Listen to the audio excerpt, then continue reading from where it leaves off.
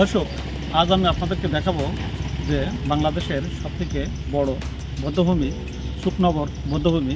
সেই বধ্যভূমিটি আমরা আজ এসেছি এবং আপনারা দেখতে পাচ্ছেন আমাদের পিছনে যে বধ্যভূমি, সেই বধ্যভূমির অবকাঠামো দেখানোর চেষ্টা করবো আপনাদেরকে।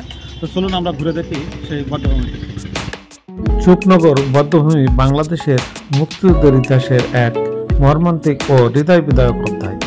এটি খুলনা জেলার ডুমুরিয়া উপজেলার শুকনগর এলাকায় অবস্থিত এবং 1971 সালের গণহত্যার একটি বড় নিদর্শন হিসেবে পরিচিত। তৎকালীন সময়ে নিহতদের লাশ ভদ্রা নদীতে ফেলা হয়। নদীটি কয়েকদিন রক্তে রঞ্জিত ছিল বলে জানিয়েছে প্রত্যক্ষদর্শীরা। সেই বধ্যভূমিতে হাজারো শহীদ শুয়ে আছে। সেখানে আমাদের এই যে বধ্যভূমি দেখছেন, এই বধ্যভূমির অবকাঠামো অত্যন্ত জরাজীর্ণ। আপনারা দেখেন যে এই অবকাঠামোটা উন্নয়নের জন্য অবশ্যই আমাদের সর্বস্তরের প্রশাসনের সুদৃষ্টি দেওয়া প্রয়োজন।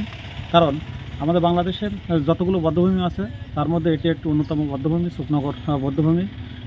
1971 সালে যুদ্ধের আগে 1971 সালে যুদ্ধের সময় এখানে কিন্তু লাখো শহীদের প্রাণ যায়।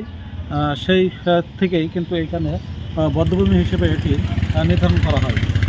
তো প্রশাসনের উচিত এর অবকাঠামো আরও বেশি উন্নয়ন করে এটি আরও দৃষ্টিনন্দন করার জন্য। কারণ এই দৃষ্টিনন্দন করার ফলে এখানে আমাদের ছোটো ছোটো বাচ্চারা কিন্তু জানতে পারবে যে এই বধ্যভূমির অতীত ইতিহাস, এটি যে কত করুণ ছিল শুধুমাত্র যারা যুদ্ধকালীন সময়ে ছিল এবং আজও যারা বেঁচে আছে তারাই কিন্তু এর সঠিক ইতিহাসটি বলতে পারে।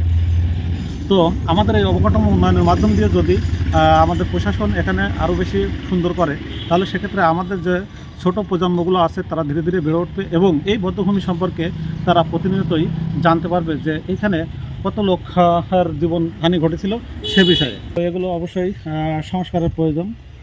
আমি এই ভিডিওর মাধ্যমে বলবো যে প্রশাসন যেন এটা দ্রুতই সংস্কার করে একটু দৃষ্টিনন্দন করলেই কিন্তু সেটি দেখতে আরও সুন্দর ও ভালো হয়।